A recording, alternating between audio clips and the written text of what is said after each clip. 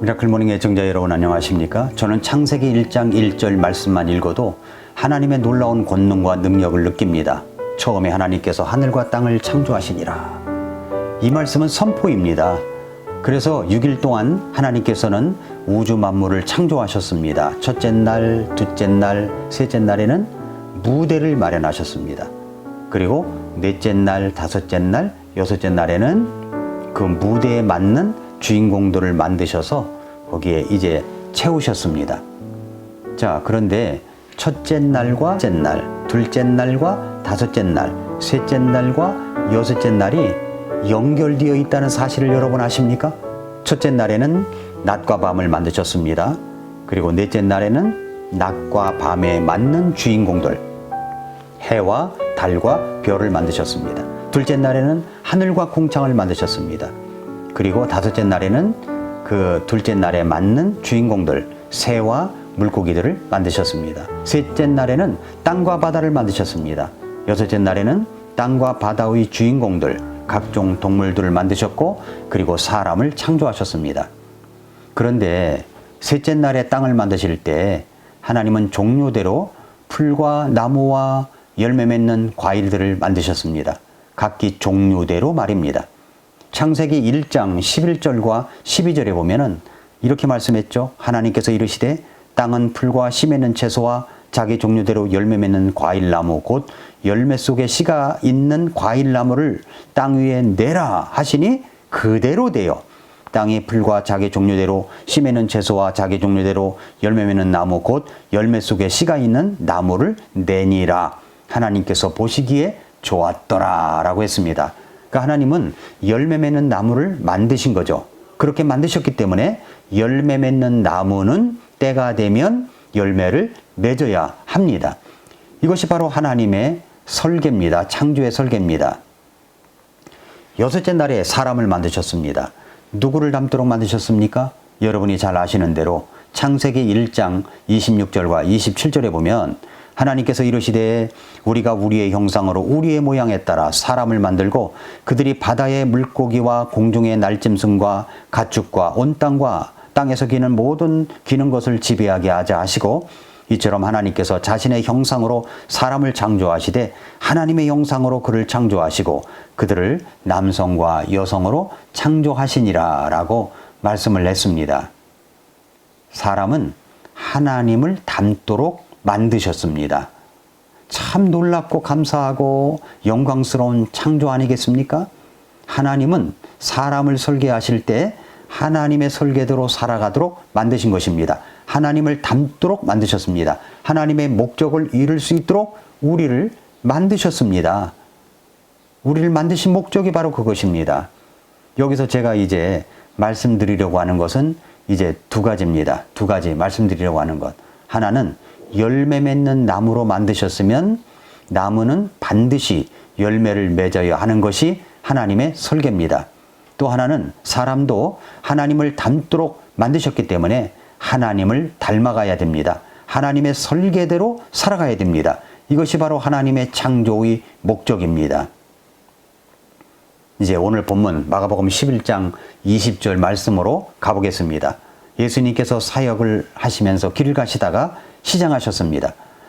그래서 이제 무화과 열매로 시장길을 해결하시려고 무화과 나무로 가까이 가셨습니다. 그런데 그 무화과는 잎사귀만 무성하고 열매가 없는 것이었습니다. 아직 무화과가 한참 나오는 철은 아니었습니다. 지난 시간에도 말씀드렸던 것처럼 그 무화과 열매는 1년에 3차례 정도 열리며 딸 수가 있습니다. 무화과는 열매가 열릴 때 잎이 무성하면 반드시 열매가 있게 되어 있습니다. 그런데 예수님께서 가까이 가서 열매를 구했던 그 무화과 나무는 잎만 무성했지 열매가 없었습니다. 잎이 있으면 반드시 열매가 있어야 되는데 잎만 무성했지 열매가 없었습니다. 그래서 마가복음 11장 13절에서 멀리서 잎사귀에 달린 무화과 나무를 보시고 혹시 그 나무에서 무엇을 찾을 수 있을까 하여 가셨으나 그것에 이르러 보시니 잎사귀 외에는 아무것도 없더라. 이는 아직 무화과의 때가 아니었기 때문이더라 라고 했습니다. 이 말씀에서 이는 아직 무화과의 때가 아니었기 때문이더라 라고 했는데 여기에 초점을 맞추지 말고 이 말은 무화과가 한참 나오는 때가 아니지만 잎사귀가 있으면 열매가 있게 되어 있다는 것을 말씀하고 있는 겁니다. 멀리서 잎사귀 달린 무화과 나무를 보시고 잎사귀가 있으면 무화과가 열리기 때문에 가까이 가신 거죠. 그런데 열매가 없었다는 겁니다. 그래서 우리 주님은 창조의 질서대로 따라오지 않는 그 나무를 저주하신 것입니다.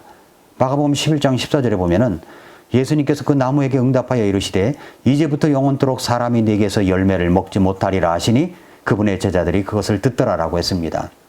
이제 예수님께서 사역을 마치시고 이제 그 도시를 이제 빠져나가실 때쯤에 마침 그 무화과 나무를 베드로가 보고 이렇게 말합니다.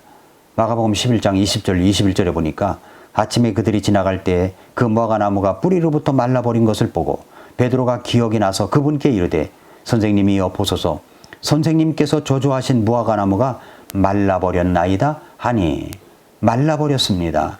열매를 구했지만 열매가 있지 않은 그 무화과 나무를 저주했는데 그 나무가 말라 비틀어져 있는 것을 본 것입니다. 그래서 예수님께 말씀드린 것이죠. 여기서 우리가 깨우쳐야 할 것이 있습니다. 긴장하면서 정말 깨우쳐야 할 것이 있습니다. 그것은 하나님께서는 하나님의 형상대로 지은 우리에게 마찬가지로 열매를 구하고 계시다는 사실입니다. 하나님이 원하는 열매는 하나님의 형상을 닮은 하나님을 닮은 열매입니다. 하나님의 설계대로 살아가는 것입니다. 하나님의 목적을 이루며 살아가는 것입니다. 그런데 우리는 어떻습니까? 하나님의 목적대로 살아가지 못하는 말라버린 그 나무처럼 우리 인생도 그렇게 되어 있는 것은 아닌가 염려하는 마음이 사실 베드로에게도 있었지 않았는가 싶습니다. 말라버린 인생이 아니라 열매 맺는 인생을 살아가야 하는데 베드로도 그렇겠지만 사실 그것이 우리들에게도 숙제죠. 숙제인 것입니다.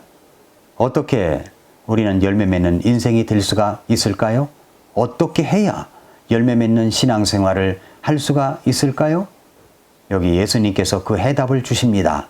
예수님께서 주신 답, 오늘 본문 속에서 3가지로 찾아보도록 하겠습니다.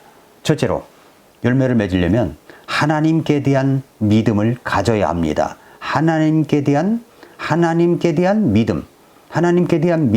마가복음 11장 22절에서 예수님께서 응답하여 그들에게 이르시되 하나님께 대한 믿음을 가지라. 하나님께 대한 믿음을 가지라. 나를 창조하시고 설계하신 그 하나님께 대한 믿음을 가지십시오. 하나님을 닮도록 하나님의 형상으로 나를 만드셨음을 믿으십시오. 나는 이 세상에 하나밖에 없는 존재입니다. 하나님께서 그렇게 만드셨습니다. 하나님은 그런 나를 사랑하십니다.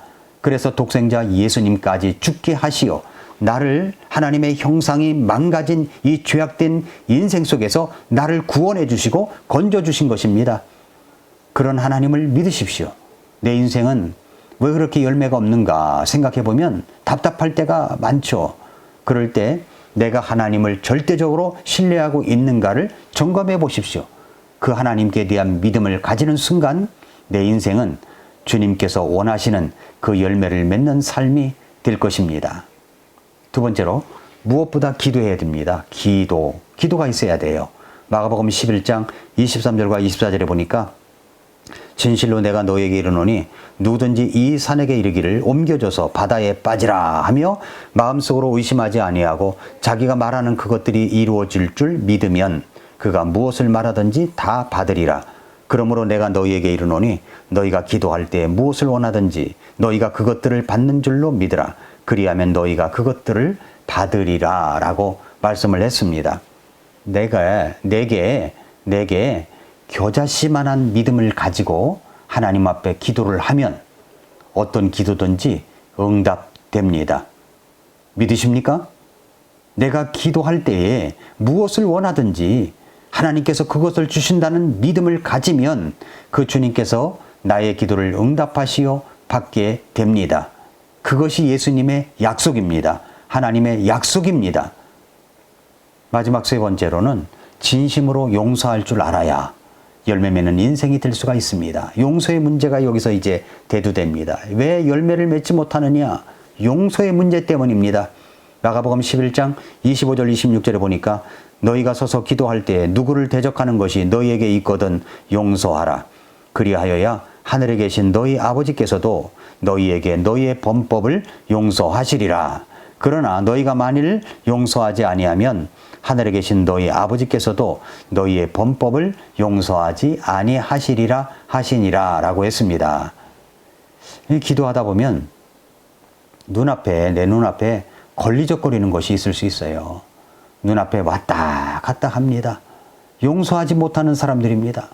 그런 사람들을 생각하면 아주 쓰디쓴 액체가 흘러나와서 나를 덮어버리는 것을 느낍니다. 용서하지 못하는 마음 때문입니다. 내가 열매가 없는 이유는 그 용서하는 문제에 걸려있기 때문입니다. 우리 주님은 용서하라고 하십니다.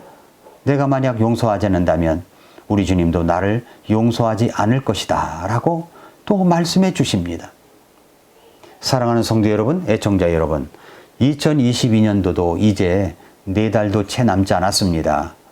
이제 절박한 심정을 가지고 금년 한 해의 마지막을 붙들어야 됩니다. 꼭 열매를 맺어야 합니다. 나의 답답한 마음을 해결하는 것도 있겠지만 사실 그것이 우리 하나님께서 나를 창조하신 목적을 우리가 갖게 되는 것입니다. 그렇게 하려면 무엇보다 나를 창조하시고 구원하신 그 하나님을 절대적으로 믿으십시오. 무엇보다 기도하는 생활이 실천되어야 됩니다. 기도는 주님과의 교제입니다. 그리고 용서의 문제를 해결하십시오. 그렇게 한다면 하나님께서 저와 여러분에게 주님이 원하시는 그 열매를 맺게 하실 것입니다. 오늘도 미라클 모닝입니다.